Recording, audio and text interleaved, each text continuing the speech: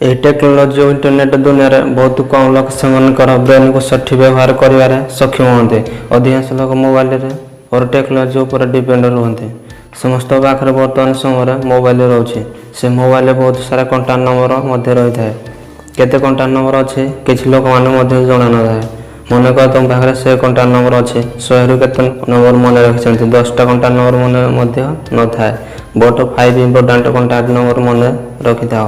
ଯଦି ବି ମନେ ରଖିନ, ଅଧିକାଂଶ ଲୋକ ମୋବାଇଲରେ ଡାଟା କମ୍ପ୍ୟୁଟର ଅଲଗା ଯେକୌଣସି ସ୍ଥାନରେ ଷ୍ଟୋର କରିକି ରଖିଥାନ୍ତି। ଅଧିକାଂଶ ଲୋକମାନେ ନିଜ ବ୍ରେନ୍କୁ ସଠିକ୍ ଭାବରେ ବ୍ୟବହାର କରିପାରନ୍ତି ନାହିଁ।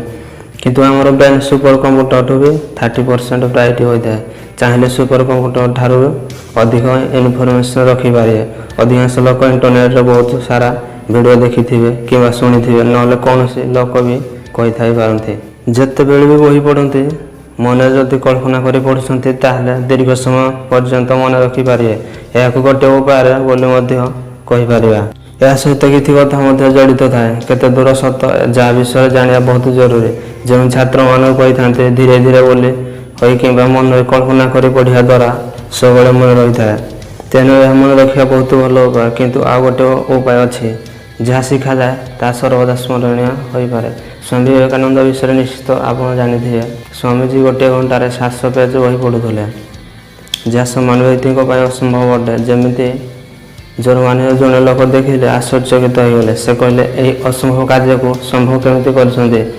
ଏହା ତ ଚମତ୍କାର। ସେହି ସମୟରେ ସ୍ୱାମୀଜୀ କହିଲେ, ମୋର ନାମ ବିବେକାନନ୍ଦ, ବିବେକ ମତଲବ ବୋଲ। ସେହି ସମୟରେ ତାଙ୍କ ଗୁରୁ ଏହି ନାମ ଦେଇଥିଲେ। ତାଙ୍କର ପିଲାଦିନ ନାମ ନରେନ୍ଦ୍ର ଥିଲା। କୌଣସି ବ୍ୟକ୍ତି ଯଦି ନିଜର ଧ୍ୟାନକୁ ଏକାଗ୍ର କରେ, ତାହା ପାଇଁ ମଧ୍ୟ ସମ୍ଭବ ହୋଇଥାଏ।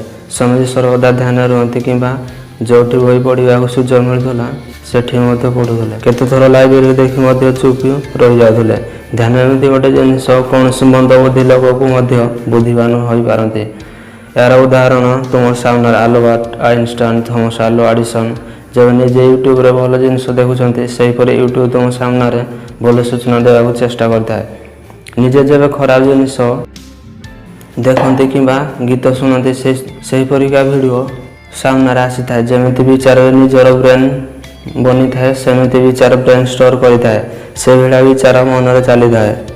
ସ୍ୱାମୀ ବିବେକାନନ୍ଦ ସବୁବେଳେ କହିଥାନ୍ତି, କେବଳ ଗୋଟିଏ କାମ କର ଏବଂ ତୁମର ସମ୍ପୂର୍ଣ୍ଣ ପ୍ରାଣ ରଖ ଏବଂ ଅନ୍ୟ ସବୁ କିଛି ଭୁଲିଯାଅ। ଏକାଗ୍ରତାର ଅର୍ଥ, ଯେତେବେଳେ ତୁମ ପାଠ ପଢ଼ୁଛନ୍ତି କିମ୍ବା କୌଣସି କାମ କରୁଛନ୍ତି, ସେ ସମୟରେ କେବଳ ତାହା ହିଁ ଚିନ୍ତା କରନ୍ତୁ। ଅନ୍ୟ କୌଣସି ବିଚାର ବ୍ରେନ୍ରେ ଭରି କରାନ୍ତୁ ନାହିଁ। ନିଜେ କୌଣସି ଜିନିଷ ଦେଖୁଛନ୍ତି କିମ୍ବା କୌଣସି ମଣିଷକୁ ଦେଖୁଛନ୍ତି, ସେହିଭଳିଆ ବିଚାର ନିଜର ବ୍ରେନ୍ରେ ବନିବାକୁ ଯାଇଥାଏ। କିନ୍ତୁ ନିଜର ଫୋକସ୍ ଯଦି ବଢ଼ାଉଛନ୍ତି, ଯାହା ଚାହିଁବେ ଯେମିତି ଚାହିଁବେ ସେହି ଚିନ୍ତା ନିଜର ବ୍ରେନ୍ରେ ଷ୍ଟୋର ହେବ। ଅସମ୍ଭବ ଦୁନିଆରେ କିଛି ବି ନାହିଁ। ଏକମାତ୍ର ଗୋଟିଏ ଶବ୍ଦ, ଏହାକୁ ଯେଉଁ ଲୋକ ବ୍ୟବହାର କରିପାରିଲା, ଯାହା ମନରେ କିଛି ଭଲ କିମ୍ବା କିଛି ବଡ଼ କରିବାର ନିଜ ଉପରେ ଭରସା ନଥାଏ, ଏସବୁ ମୂର୍ଖଙ୍କ ପାଇଁ।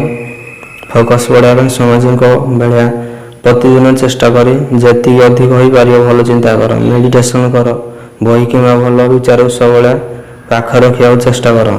କାରଣ ବାସ୍ତବରେ ଖରାପ ଜିନିଷ ବିଷୟରେ ଅଧିକ ଚିନ୍ତା କର ନାହିଁ। ଅଳିଆ ଭରିଯାଏ ଯାହା ଭଲ ଜିନିଷ ନୁହେଁ। କେହି ଦେଇନଥାନ୍ତି, ଲେଖିକି ପଢ଼ିବା ଦ୍ୱାରା ମନେ ରହିଥାଏ। ସେଥିପାଇଁ ତ ଲେଖିବା ପଢ଼ିବା ଦ୍ୱାରା ଜଲ୍ଦି ମନେ ରହିଥାଏ। କାମରେ ଫୋକସ୍ କରିବା ଦ୍ୱାରା ସଫଳତା ମିଳିଥାଏ। ପାଠପଢ଼ା ସବୁବେଳେ ମନେ ରହିଥାଏ।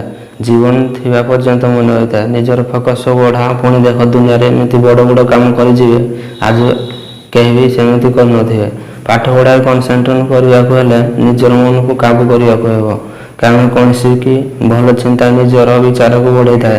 ମେଡ଼ିଟେସନ୍ କରିବାକୁ ହେବ, ଗୋଟିଏ ସମୟରେ ଗୋଟିଏ କାମ କରିବାକୁ ହେବ। ଅନ୍ୟ ଲୋକମାନଙ୍କ ଠାରୁ ନିଜର କାମ ଯାଇଥିବା କିମ୍ବା ଭୁଲି ଯାଇଥିବା ଫୋକସ୍ କରିବାକୁ ହେବ।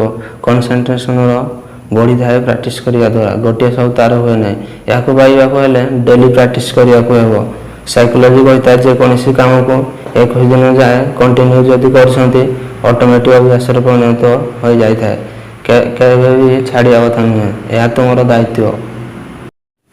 ଭିଡ଼ିଓ ଯଦି ଭଲ ଲାଗିଥାଏ ଲାଇକ୍ କରିବେ। ହଁ, କମେଣ୍ଟରେ ନିଶ୍ଚିତ ଭାବରେ ଜଣାଇବେ ଏହି ଭିଡ଼ିଓରୁ କ'ଣ ଶିଖିବାକୁ ପାଇଲ ଏବଂ ସାଙ୍ଗସାଥିମାନଙ୍କୁ ସେୟାର କରିବେ। ଆମ ଚ୍ୟାନେଲ ଯଦି ନୂଆ ଅଛନ୍ତି ନିଶ୍ଚିତ ଭାବରେ ସବସ୍କ୍ରାଇବ୍ କରିବେ। ଏମିତି ଭିଡ଼ିଓ ମିସ୍ ନ ହୋଇପାରେ।